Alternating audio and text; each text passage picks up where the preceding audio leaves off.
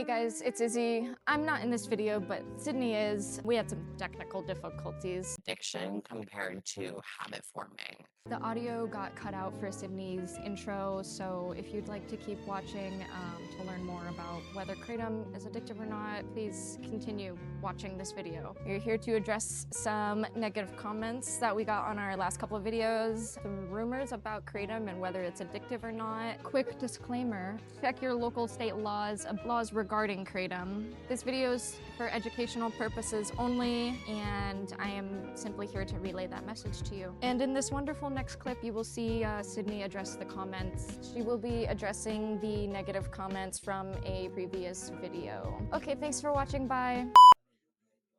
So the comment says, the fact a random person who doesn't know about this drug could stumble inside and even be tempted to try this just seems like a bad idea. Workers would probably mention the benefits and ignore the fact that this has caused addiction or could lead to trying stronger forms like 7-OH. So what I would say to this comment is that, yes, we do mention the benefits because that's a big part of Kratom, is that the benefits are really helpful in many different ways, but we also don't ignore the bad parts about Kratom. We warn them about 7-OH. If they're new people, they don't know about it, we mention 7-OH because we know for a fact that they're going to go online and do their research about it, and that's where a lot of the bad stigma comes from, is the 7-OH. So we always mention that. We mention to not drink alcohol with Kratom. We mention to drink water with Kratom. We mention to eat before you drink Kratom.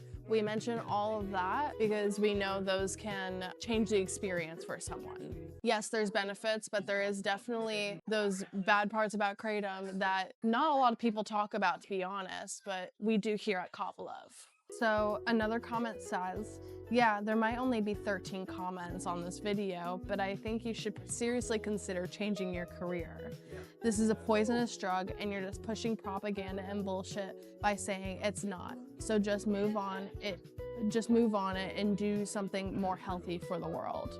This person in the comments is saying that Kratom is a poisonous drug, which it's not. I'm sure that people aren't saying that about alcohol as much as they are about Kratom, but it's not a poisonous drug. He's saying that we're doing it for propaganda and that it's all bullshit and everything like that, but what we're doing here helps people a lot more than alcohol would. So. Okay, I am here with Maddie, our executive assistant, and we're gonna ask him what he thinks about this topic. Hello, I'm Maddie. I am the executive assistant at Kava Lounge.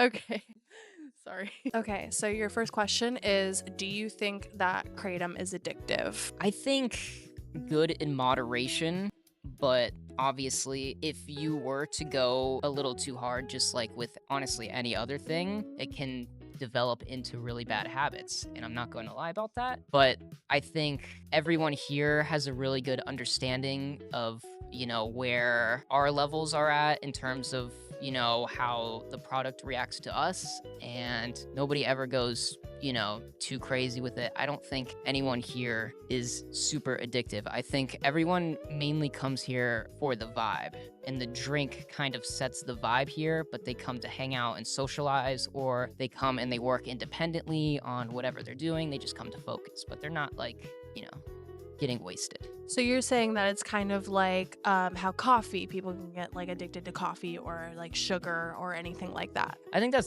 that's pretty accurate as to what I'm trying to get at, yeah. Okay, so my next question is, how does the word addiction hurt people that drink Kratom? And how does the word addiction hurt people that drink Kratom to help with pain and or anxiety? Well, I think that kind of bounces off of my first point, where it's like a lot of people that come here, they don't come here just solely for the drink and for the effect and just go ham. They come here to work, they have a ton of friends here, they come here to socialize, they come here to play, and they just have a vibe. It's like their second home. It's, it's not like a party room per se.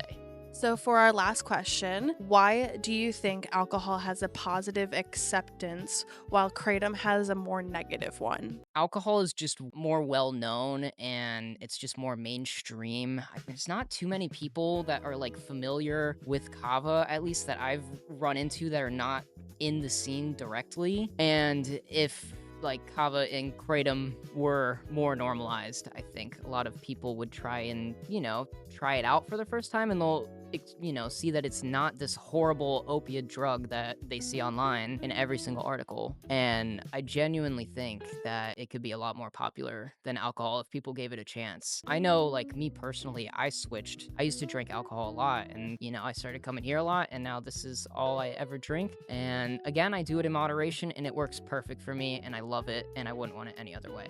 Thank you, Maddie, for answering my questions. Okay, now I am with one of our customers, Ryan, and I'm going to ask him the same questions. So, Ryan, do you think that kratom is addictive? Thank you, Sydney. I think that any inherently beneficial thing by itself could be addictive. There's people that are addicted to food. There's people that are addicted to surgery or going to the doctor. I think if you look at the definition of addiction, it's perceiving a reward in something that's harmful for you. So the question goes down to the consumer, right? Are you consuming this stuff to a level that is harmful? And if you are you looking at that at the same time as a benefit? If you are, you're addicted. It doesn't matter what the thing is. Is kratom in and of itself, in a blanket, overarching kind of platitude statement, addictive? No, I don't think so. Can it be? Yeah, if you abuse it. So, to lead on to that question, do you think that the amount of kratom you drink here equals out to what you can get at a gas station like 7OH? Well, no, and in a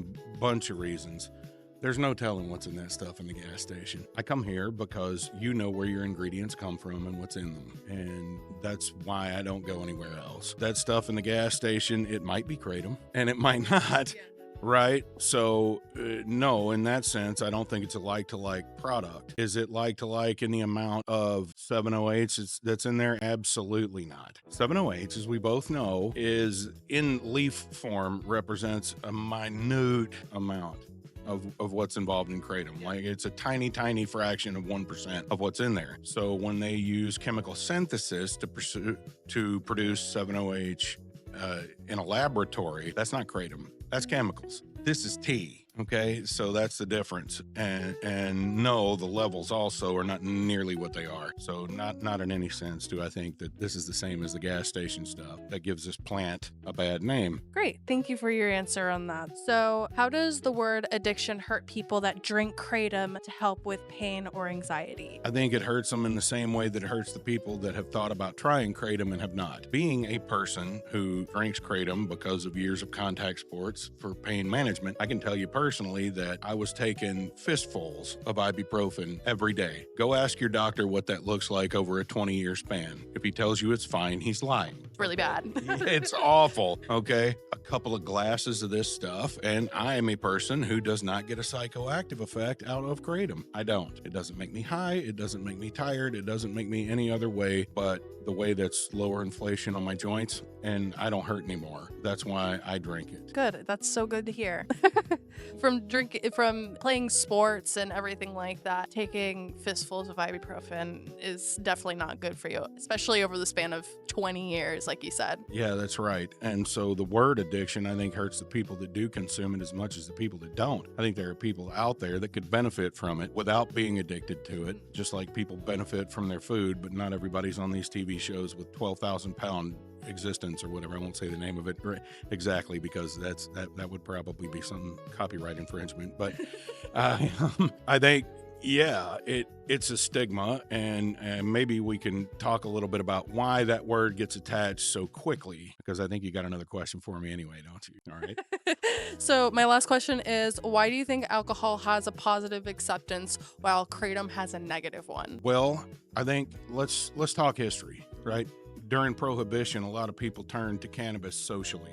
I'm not a consumer of cannabis myself. I'll make that disclaimer in any form. But when Prohibition was over, the alcohol companies and a few other industries really put a lot of negative press out there. Why? The alcohol companies that were still in business were destined to go out of business until Prohibition was lifted. So they had to get back in the market. So pretty soon that became evil. right? And I think we missed out on a lot of medical science for people who do need it medically, and I think there are some people that do. But fast forward through the 1950s, and we've got this, any plant that could possibly give someone any type of a psychoactive reaction is wrong, and I don't get any psychoactive effect out of it. But I think it's this sort of organic hysteria that we are still in the process of undoing in America and around the world. This stuff will not turn you into anybody that you're not. For the average person, you drink one, you might feel a slight relaxation. That's it. I just don't hurt. But I think that alcohol's positive perception has a lot to do with the billions of dollars of marketing that are behind alcohol. If you look behind the curtain, it's also largely the alcohol companies who are lobbying for the anti-kratom legislation. I think the reason alcohol has, the reason it has a positive perception and kratom has sort of this stigma is because of the blatant fear of competition that the alcohol industry has. People are turning to kratom and kava as an alternative because it is safer. You are not going to get cirrhosis like you do with alcohol, unless, of course, I guess you possibly could if you abuse it. I don't know. There's not a lot of medical numbers on that yet, but I think it's fear. I think it's fear from the alcohol industry. People are turning around. They're looking for alternatives to that stuff because they know it's bad. Yep. But every day we're inundated with advertising of people having fun and having social events on alcohol and all this wonderful stuff and going to the beach. And I love the ones where they're on boats. Folks, drinking and driving a boat is a bad idea, and they always are. So why is it? I think to sort of continue on what Maddie said, one is its exposure. People don't know what this stuff is. It is a leaf if it's done right. It is not a leaf at the gas station, but it is here. And so if you got inflammatory pain, give this stuff a try. And because alcohol will not help you with that. For sure. I could totally agree with that. And back to what you were talking about with the alcohol companies coming out with like the zero alcohol and stuff like that. They're trying to take over the zero alcohol industry, the non-alcoholic industry. And it's true because Generation Z is drinking 65% less than any other generation right now. So I feel like people are catching on to that, especially the alcoholic companies. That's right. And well, alcohol starts with a plant. What do you have to do with it first? You got to get it rotten. I like my leaves fresh. Well, thank you for talking to me. It was very nice chatting with you about this this topic. So that's it for the video. I'm the manager of Kava Love. If you found this video educational, make sure that you do your own research, but also go into Kava bars to try it. Not everything that you see online is gonna be a great stereotype for kratom. So just come in and try it if you have a local Kava bar. If you liked the video, please like and subscribe. We post every Monday and Thursday, and if you would like to hear about all of the rest of our educational content, please look at our past videos. Thanks for watching. Bye.